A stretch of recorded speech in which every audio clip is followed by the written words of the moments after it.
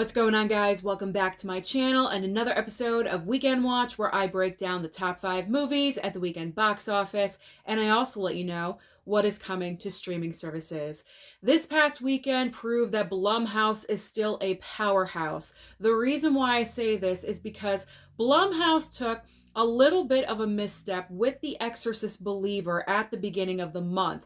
However, they are ending October extremely strong because Five Nights at Freddy's, in its debut weekend, brought in $78 million. Now, that is just domestically. Worldwide, we are talking $130 million. And on a $20 million budget, this movie is a success. It's more than made its money back. So because of this reason, you can guarantee more Five Nights at Freddy's films in the future. And it's kind of a shame that they debuted simultaneously on streaming with Peacock, because I really would have liked to have seen what this movie would have made if it was exclusively in theaters. Probably over $100 million, because I had no idea that Five Nights at Freddy's is based off of a video game series, and this fan base is huge and it is loyal. They proved that this weekend. So I don't care how movies make their money, as long as people are going to the theater. To me, that is all that matters. And Five Nights at Freddy's had a very healthy weekend.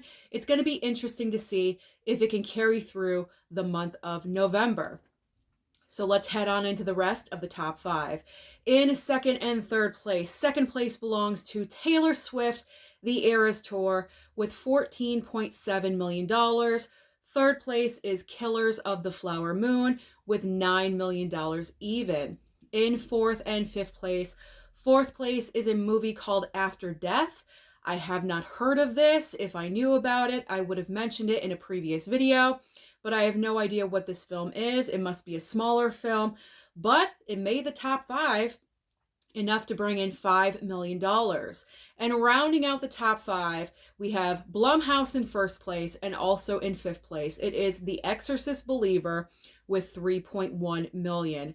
So going into the month of November, what is new at the box office this coming weekend? We have 3 different entries. Nothing too large. So I think it's very possible that Five Nights at Freddy's will continue to be number 1, because our biggest movie out of the 3 is called What Happens Later. This is a romantic film with Meg Ryan and also David Duchovny. But like I said in a different video, this movie hasn't really been advertised that much. So I don't think a lot of people know about this film coming out. So that's why I say Five Nights at Freddy's will probably maintain the number 1 spot. The other 2 films are smaller movies. I'm not sure if they're going to be nationwide, but we will see. We have Priscilla, and also a smaller film called Radical. Now let's move on to streaming, because streaming this week is huge. We have a lot of different options, especially over on Netflix. So starting on Netflix, on Halloween, Spider-Man Across the Spider-Verse is dropping on Netflix. So if you did not pick up the physical, you did not see it in theaters, Halloween is the day. We also have Insidious: The Red Door. I believe that is dropping either Friday or Saturday. There's also 2 other options over on Netflix. I'm personally excited for this one because it's a documentary about Sly Stallone. How can I not be super excited? So Netflix obviously dropped their documentary about Arnold Schwarzenegger a couple of months ago, and now they're continuing because we are getting a documentary about Sylvester Stallone, simply called Sly. So I am there. You know what I'm watching this weekend. Also, we have a potential award season contender film. I'm not really sure how to say it. Nide? I'm not really sure, but this is a true story starring Annette Bening and I believe also Jodie Foster. So moving on next to Hulu, we have another huge debut on Halloween, and I think I'm going to choose to watch this one this year, A Haunting in Venice. This movie was just in theaters not too long ago, and it is dropping on Halloween on Hulu. So there is another film to potentially watch on Halloween night when you get done trick-or-treating or whatever you're doing. Also, we have Quiz Lady.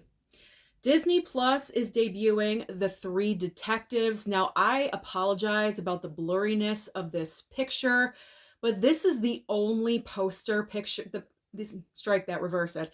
This is the only picture of this poster that I could find that said The Three Detectives. For some reason, every other picture I saw was in Spanish. I'm not really sure why. So I apologize about the blurriness, but that is dropping over on Disney Plus.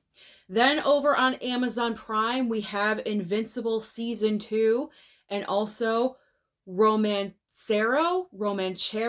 I don't even know what this is. All I know is it's going to be on Amazon Prime. I'm not sure if it's a movie, if it's a special of some kind. I'm not really sure. So if I had more information, I would share it with you. But unfortunately, I don't. I'm just giving the options out there for you. Then we have Peacock. Peacock is dropping My Big Fat Greek Wedding Part 3. So if you guys are interested, you didn't see it at the theater, now's your chance. You can stream it. Paramount Plus is debuting Assassin's Club.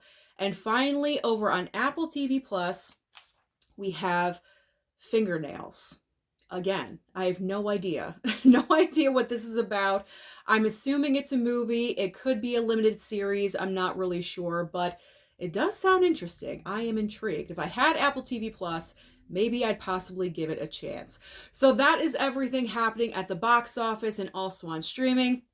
So comment down below and let me know, where did you choose to see Five Nights at Freddy's? Did you go to the theater to support it, or did you choose to stream it on Peacock? Don't forget to like and subscribe before you leave, and I'll see you next time.